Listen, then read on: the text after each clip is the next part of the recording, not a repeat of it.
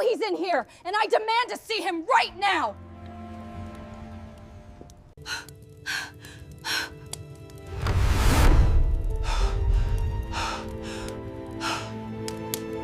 I never planned to live near an HOA. In fact, I avoided them on purpose. I like quiet. I like minding my own business. And I like knowing that the place I pay for is actually mine. That's why I bought the lake cabin. It was small, old wood, simple layout, 1 bedroom, 1 living space, a deck that looked out over the water. Nothing luxury, nothing flashy, just peace. The cabin sat near a lake that used to be almost empty land. Years ago, only a few people owned property there. No gates, no committees, no rules printed on glossy paper. I bought the place legally.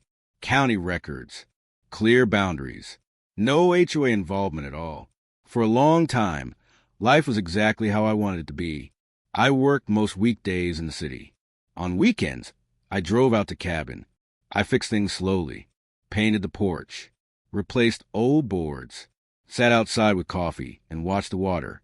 Nobody bothered me. That changed the day construction started on the other side of the lake. At first, I didn't think much of it. New houses go up everywhere. It wasn't my land. But then signs appeared. Future community. Luxury lakeside living. And finally, the words that made my stomach tighten. HOA managed. Still, I wasn't worried. My cabin wasn't part of it. The property lines were clear. At least, they were clear to me. The first letter arrived about 6 months later. It was slipped under my door. No stamp. No official seal. Just a printed notice. Violation of community standards. I actually laughed when I read it. They complained about my truck being visible from a road. Said it disrupted visual harmony. I assumed it was a mistake. So I ignored it. A week later, another letter came. This one mentioned fines. That's when I decided to respond. I wrote a calm email. Polite. Professional. I explained that my property was not part of the HOA. I attached county maps. Surveyed documents. I thought that would be the end of it. I was wrong. Instead of a reply, she showed up. I was on my deck when I saw her walking toward me. Mid-40s, maybe older. Hair pulled tight. Sunglasses, even though it was cloudy. She didn't wave. Didn't smile. She stood at the edge of my deck, like she was inspecting something dirty. "You're violating HOA rules," she said. No introduction. No greeting. "I'm not in the HOA." I replied. She tilted her head slightly, like I had just said something stupid. "Everyone around this lake is subject to our standards now." That was my first real look at her confidence. Not loud, not emotional, just absolute belief that she was in charge. I told her again, calmly, firmly. She smiled. It wasn't friendly. "We'll deal with this," she said. Then she walked away. From that day on, the pressure started building. Letters turned into emails. Emails turned into final notices. Every time, I responded the same way. With proof, with patience. And every time, she ignored it. Neighbors started warning me quietly. "That's Karen," one guy said.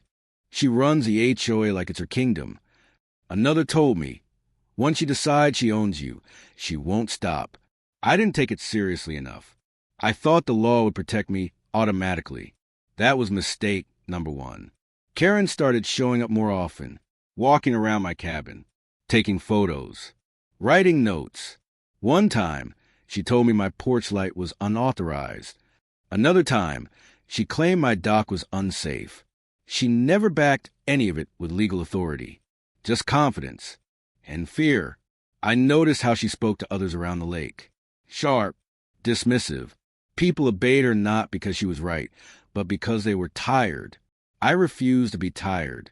That's when she changed tactics. One afternoon, I found a notice taped to my door. Intend to enforce. It claimed that continued noncompliance would result in direct action. That line bothered me. I called a lawyer friend. Sent him everything. He laughed. "She has no jurisdiction," he said. "She's bluffing." That made me feel better. But it didn't make Karen stop. In fact, it made her worse. She started accusing me of things I hadn't done. Noise complaints. Unauthorized guests. Once, she accused me of running a business from the cabin. All lies. All designed to provoke a reaction. I didn't give her one. The more I stayed calm, the angrier she became. You could see it in her face. She hated that she couldn't control me. The breaking point came the week my old college friend came to visit. We hadn't seen each other in years. Back then, he was a serious one, always studying, always talking about law. After college, he climbed fast. Federal clerkships, state-level work. Now, he was a state attorney general. He was in the area for official meetings. Hotels were booked. He asked if he could crash at my cabin for one night. I said yes. That afternoon, we sat inside at my dining table. Paper spread out, legal documents, maps. We were talking about my HOA problem. He found it interesting, not funny, dangerous. You're dealing with someone who doesn't understand limits, he said. That's when we heard the sound. Not a knock, a forceful push. The door rattled. Then the lock broke. The door swung open hard. Karen stormed in. She didn't hesitate, didn't ask permission. Her face was red. Her voice was shaking with anger. I warned you, she shouted.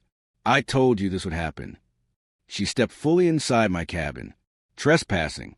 Forced entry. I stood up. Get out, I said. She ignored me. She started listing violations, yelling about revenge, about how people like me think they're special. My friend stayed seated, quiet, watching. Karen finally noticed him. Who is this? She demanded. I didn't answer right away. She looked at the papers on the table. State seals, official letterheads. Her confidence faltered for half a second, just enough, and that was the moment everything began to collapse. For a few seconds, the room was silent, not the calm kind of silence, the heavy kind, the kind that presses on your chest. Karen stood near the doorway, breathing hard. Her hands were clenched. Her eyes jumped from me to the table, then to the man sitting across from me. Who is that? She repeated. Her voice wasn't as loud this time. Still sharp, but less confident. This is my house, I said. You broke in. You need to leave. Now. She laughed, but it sounded forced. Don't tell me what to do, she snapped. I'm here to enforce HOA rules. My friend finally spoke. Ma'am, he said calmly, you should step outside. She turned to him like she had just noticed an insect talking. And who are you supposed to be? She asked.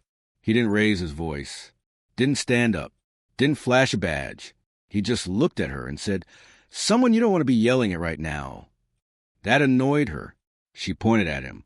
You don't belong here, she said. This property is under HOA review. That was when I felt it. The shift. My friend slowly placed his hands on the table, folded his fingers together. Do you understand what trespassing is? He asked. Karen scoffed. Don't lecture me, she said. I know the law. He nodded slightly. No, he said. You think you know the law. She stepped further into the cabin. That was mistake number one. I've documented everything, she said. Your violations, your refusal to comply.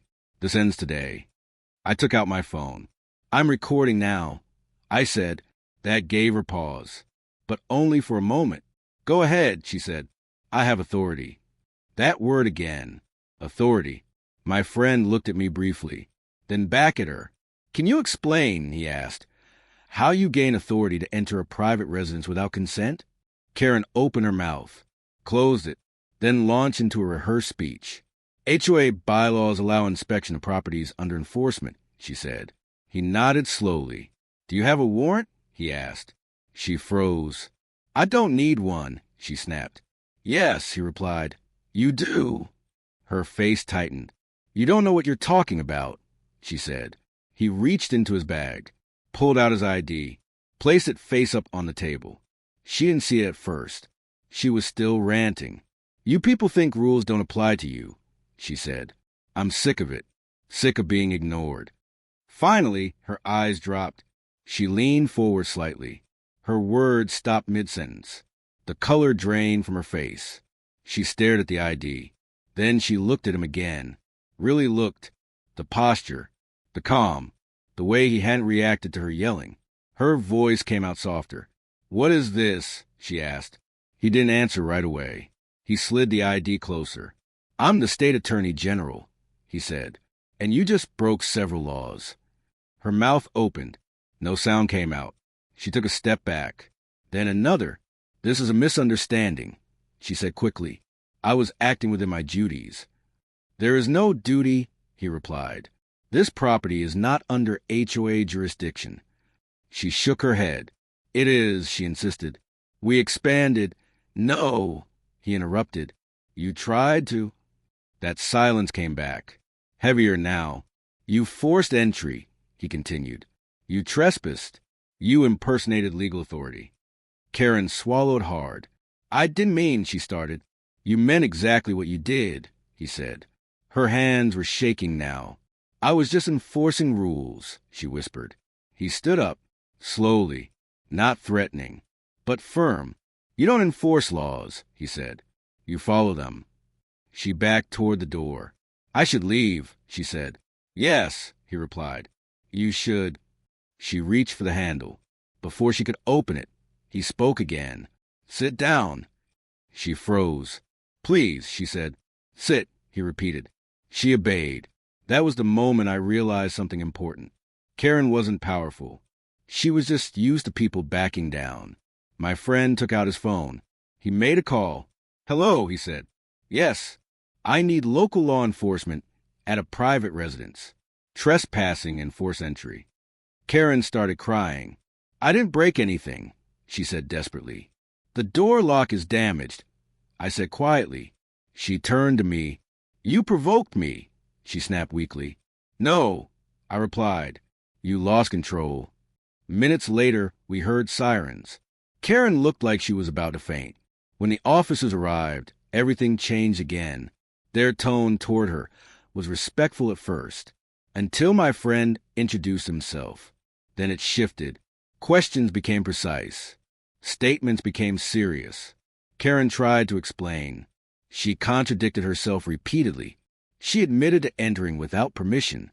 She admitted she felt authorized. The officers exchanged looks.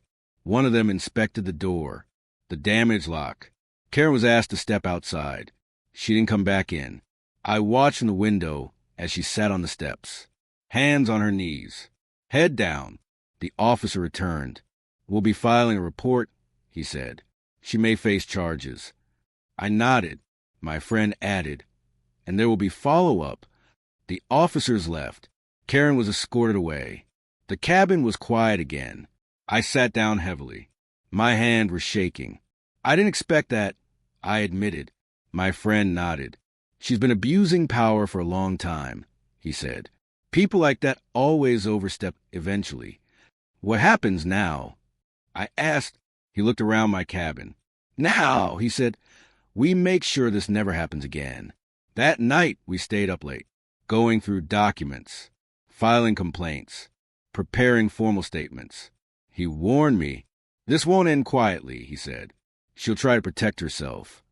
He was right, because the next morning, my phone exploded with messages, HOA emails, emergency meetings, rumors spreading. Karen wasn't just in trouble. She was panicking, and she was about to make even bigger mistakes. I didn't sleep much that night. Every time I closed my eyes, I replayed the sound of locks snapping, the door swinging open, Karen standing there like she owned the place. It's strange how something like that changes your sense of safety. I had always felt calm at the cabin, protected. Now I kept checking the door, the windows, the porch. Morning came slowly. The lake looked the same as always.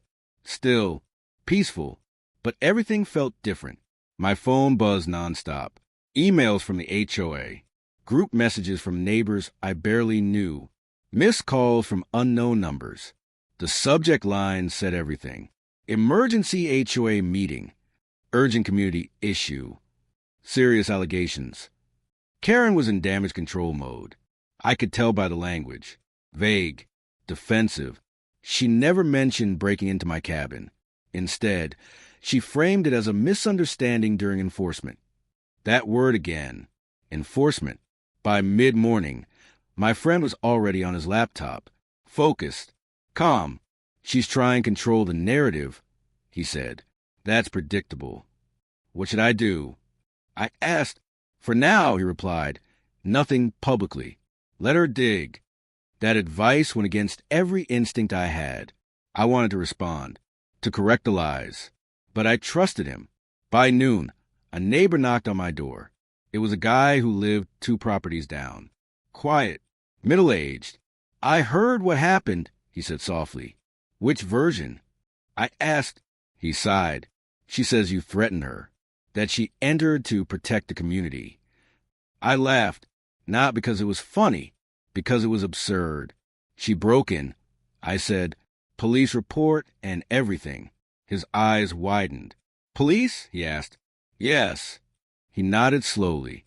That changes things, he said. People are scared now. That sentence stuck with me. Not scared of Karen. Scared of the truth. For years, she had been the gatekeeper, the enforcer, the one who decided what was allowed. Now that authority was cracking. That afternoon, more neighbors showed up, one by one. Some were cautious. Some were angry. A woman told me Karen had fined her for flower colors. Another said she was threatened with liens over a fence. Everyone had a story. They just never thought it would reach this point. By evening, the HOA held their emergency meeting. I didn't attend. Neither did Karen. That alone told me something big had happened. Instead, the vice president ran it, a man who looked uncomfortable holding power. Minutes from the meeting leaked quickly. Karen was temporarily stepping back. An internal review was being discussed. No mention of police. No mention of forced entry. Just more control. My friend read everything carefully. They're trying to isolate this as a personal issue, he said. They won't succeed. The next day, the official complaint was filed. Trespassing, forced entry, impersonation of authority, each one backed by evidence. Photos, video, witness statements. Karen was notified formally. That's when she panicked. She showed up again, not at my cabin, at my workplace. I was in the city when I got the call from security. There's a woman here asking for you, they said. She's very upset. I knew immediately. When I stepped into the lobby, she was pacing. She looked different, smaller, less controlled. When she saw me, she rushed forward. We need to talk, she said urgently. Not here, I replied. She grabbed my arm. That was mistake number 2. Security intervened instantly. Do not touch him, the guard said. Karen froze. I just want to talk, she said. I looked at her. Any communication goes through lawyers now, I said. Her face twisted. You're ruining my life, she hissed. No, I replied calmly. You did that yourself. Security escorted her out. That incident was logged, documented. Another mark against her. Later that evening, she sent emails. Long ones. Apologies mixed with blame. Excuses wrapped in emotional language. She said she was under stress, that she felt responsible. She never actually admitted wrongdoing. My friend advised me not to respond. She's building a defense, he said. The following week was chaos. Karen resigned as HOA president. Not publicly, quietly, but she kept her board seat. That told me she still thought she could survive this. What she didn't know was how deep the investigation was going. State-level oversight was now involved. HOA finances, enforcement records, patterns of abuse. People started speaking up. Fines issued without authority. Threats without legal basis. Selective enforcement. Karen's name was everywhere. I started receiving messages from strangers, thanking me, saying they felt safe for the first time. That felt strange. I never wanted to be a symbol. I just wanted peace. Then the letter arrived. Certified mail. Karen's lawyer. She was counterclaiming. Harassment. Defamation. It was weak. Desperate. My friend smiled when he read it. She's scared, he said. And scared people make bad moves. He was right, because 2 days later, she violated a no-contact advisory. She left a handwritten note on my cabin door, apologizing, begging, then accusing. That note became evidence. Again, by now, Karen wasn't just facing civil trouble. Criminal charges were being discussed. The HOA board tried to distance themselves. They suspended her membership privileges. Neighbors stopped defending her. The power she had relied on evaporated. And still, it wasn't over. Because Karen had one last move planned. One final attempt to save herself. And it would backfire harder than anything before. Karen's final move was not subtle. It wasn't a legal strategy. It wasn't a public apology. It wasn't even a calm attempt to explain herself. It was something she believed would save her reputation. And she believed it so strongly that she didn't realize how badly it would destroy her. A week after her note appeared on my door, I received another message. This one was from a neighbor I didn't know very well. Karen is trying to file a complaint against you for harassment. The message read. I stared at the screen. It was the kind of message you don't want to believe. Not because it's scary, but because it's absurd. Harassment? Me? The person who had been calm, legal, and quiet the whole time? I forwarded the message to my friend. He read it carefully. Does she have anything? He asked. Nothing, I replied. He nodded. She's trying to frame you now, he said. That's typical when someone is losing control. That night, I couldn't sleep. I kept thinking about how someone like Karen could still think she was right. The next morning, I received a call from the county office. A woman on the line said, "We need to discuss your property." My stomach dropped. What about it? I asked. She paused. An anonymous complaint has been filed, she said. We need to verify details. Anonymous? I repeated. Yes, she said, and it's very detailed. My friend heard me on the phone and walked into the room. What's happening? He asked. I handed the phone to him. He listened for a moment. Then he looked at me. She's trying to get you investigated by the county, he said. Why? I asked. He shrugged. Because she thinks if she can create enough noise, she can force you to leave, he said. That's her plan. My hands went cold. She can't do that, I said. Not legally, he replied. But she can drag you into long, expensive investigations. That was the moment I understood the real danger. Karen wasn't just angry. She was desperate. And desperate people do things that hurt others. We immediately filed a formal complaint. Not just against her. Against the HOA. Against the board. We requested full transparency. Full disclosure. I was tired of people pretending the HOA was a neutral organization. It wasn't. It was controlled by one person. One woman who believed she was above the law. The complaint triggered a formal review.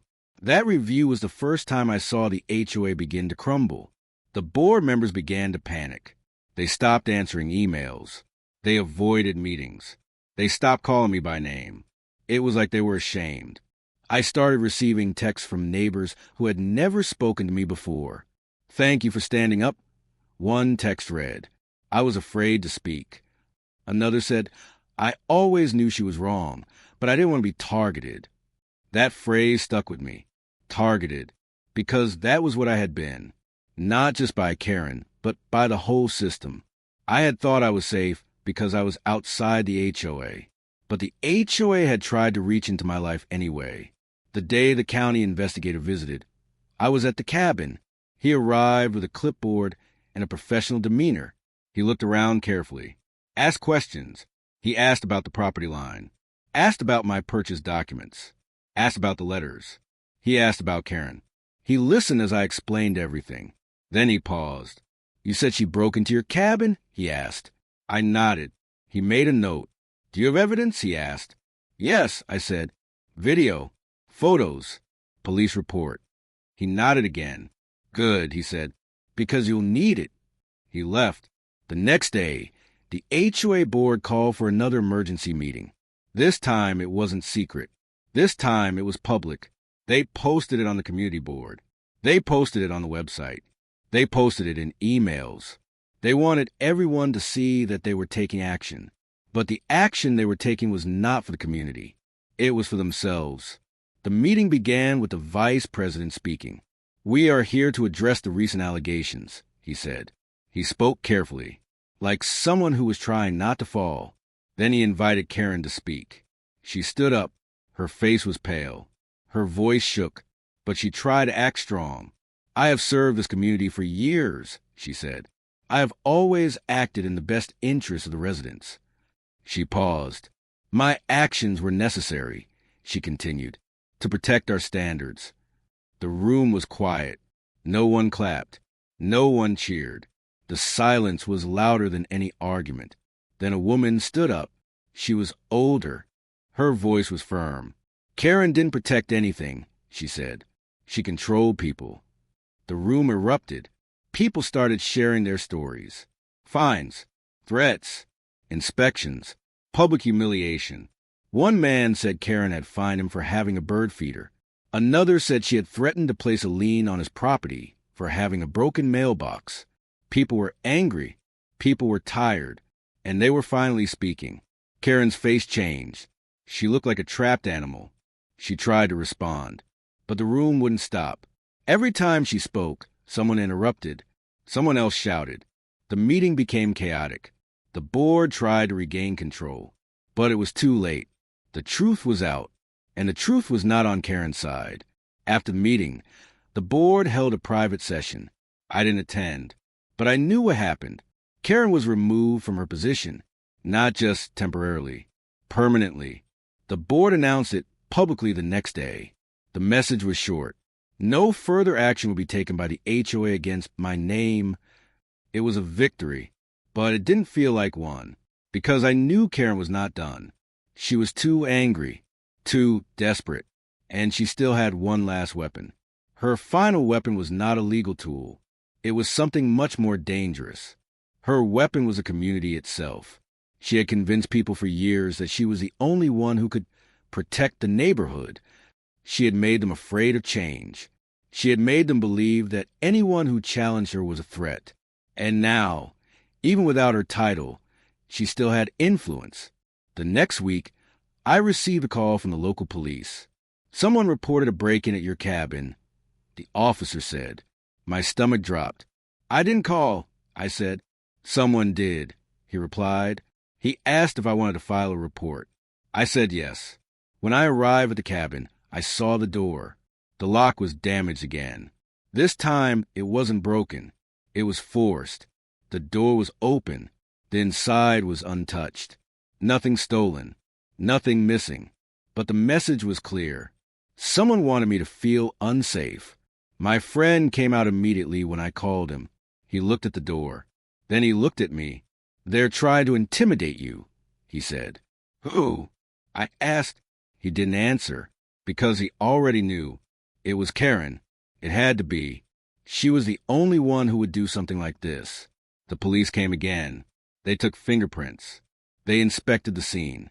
They found nothing, but the fear remained. That night, I sat on my porch and stared at the lake. The water was still, but my mind was not.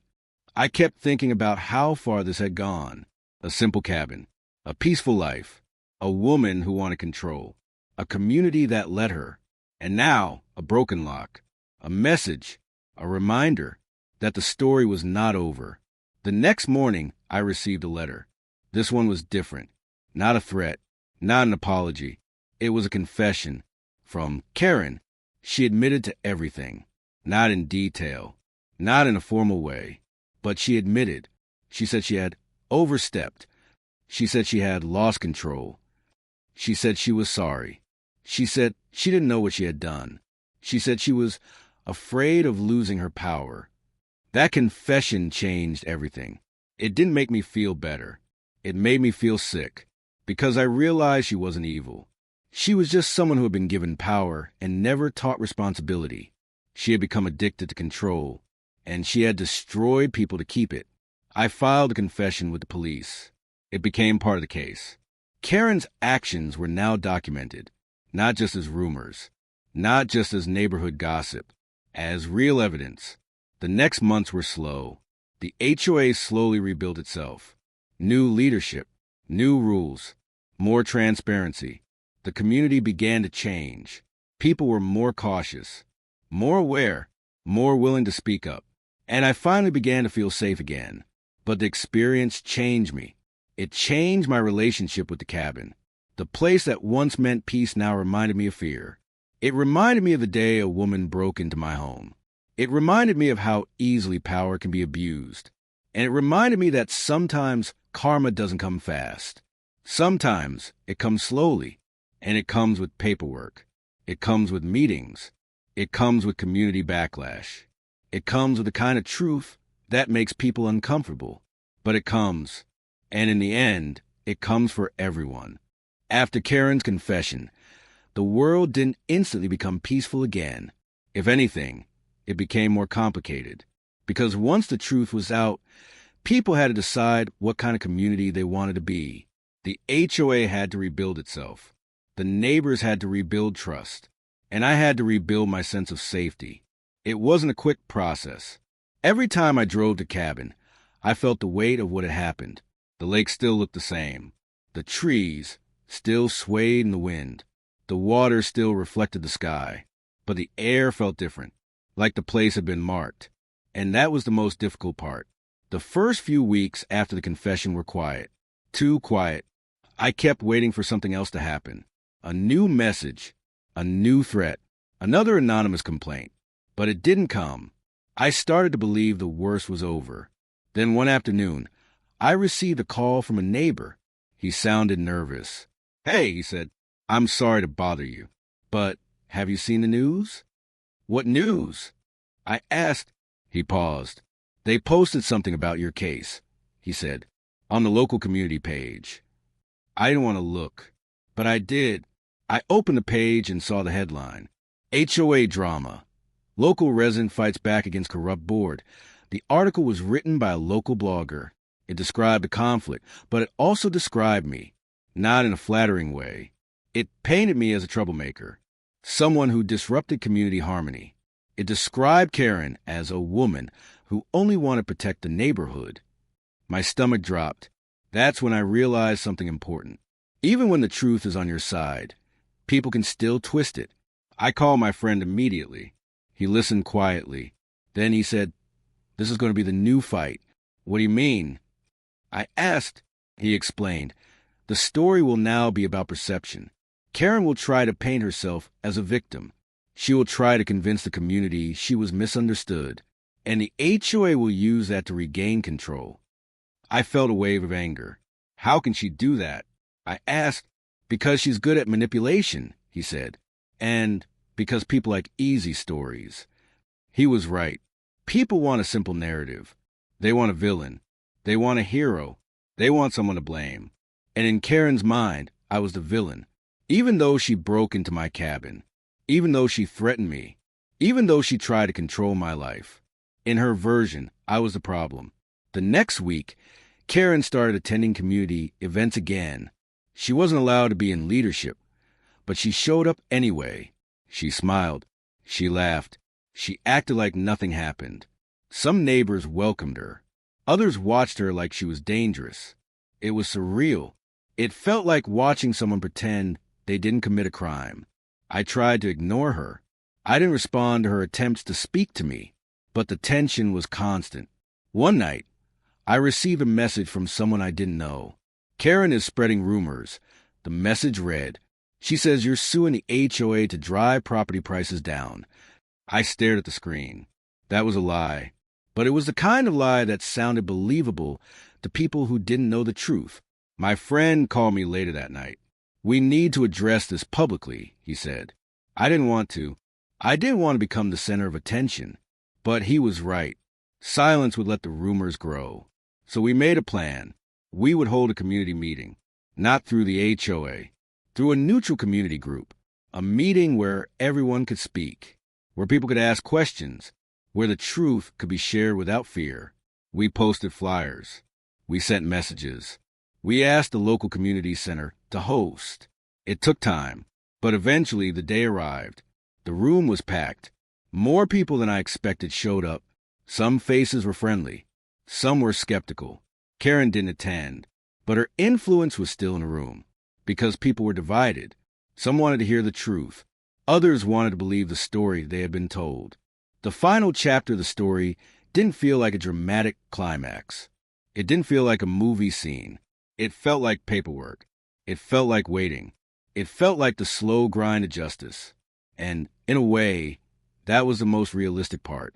Because real karma doesn't come with fireworks. It comes with time. It comes with consequences. It comes with people realizing they're not above the law. I kept receiving updates from my friend, the Attorney General. He wasn't directly handling the case, but he had access to information. He told me that the state had accepted the case for prosecution.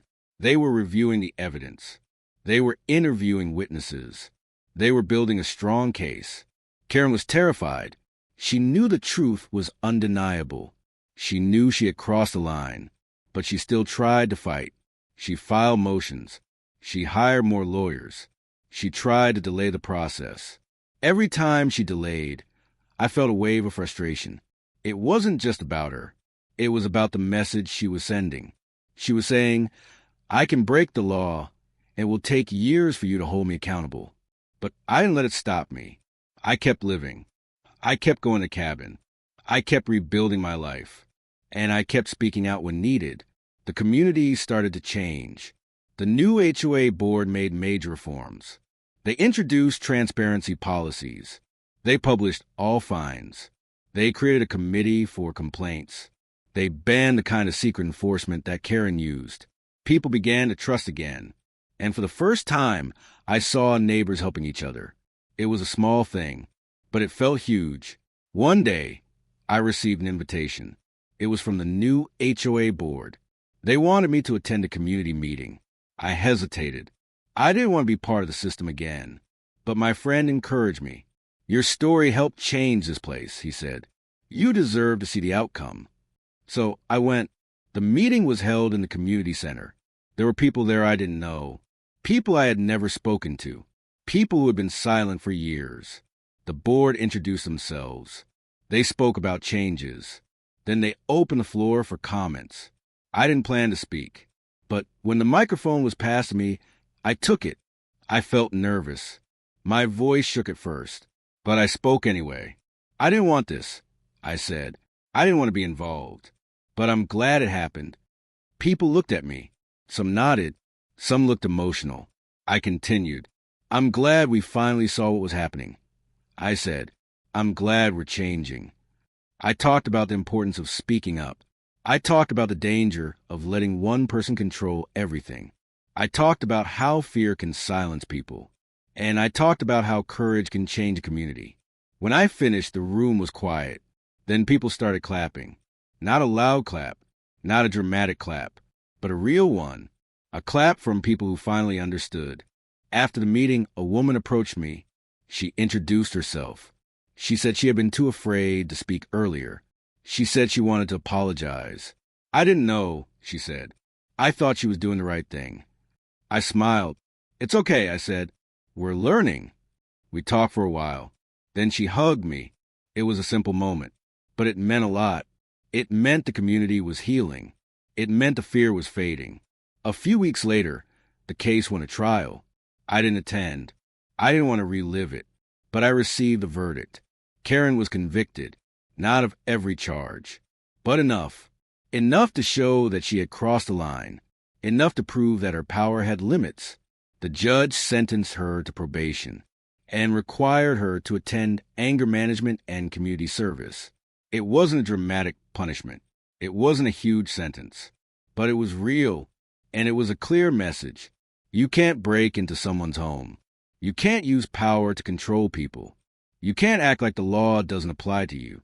Even if you think you're the HOA president. Even if you think you're protecting the community. Even if you think you're the only one who knows what's best. You're not above the law. The verdict didn't erase the damage. It didn't erase the fear. It didn't erase the months of stress. But it did give me closure. It gave me the ability to finally breathe. The next time I went to the cabin, I noticed something I hadn't seen in a long time. The place felt peaceful again. Not because nothing had happened, but because the threat was gone. The lake was quiet. The trees swayed. The water reflected the sky, and I finally felt safe. That night, I sat on the deck. I looked out over the water. I thought about everything that had happened. The letters, the threats, the forced entry, the police, the meeting, the confession, the rumors, the trial. It all felt like a long, difficult journey. And it was... But I had made it. I had survived. And I had learned something important. Power can be dangerous, but so can silence. If you stay quiet, people like Karen win. If you speak up, you risk being attacked. But you also risk changing things. That's the choice. And I'm glad I chose to speak. Because the cabin wasn't just a place. It was a symbol of peace, a symbol of ownership, a symbol of freedom. And I wasn't going to let anyone take that away from me. The lake cabin had been my escape, but it became my battleground. And in the end, it became my victory. Because the truth was stronger than her power. And karma, even if it came slowly, finally arrived.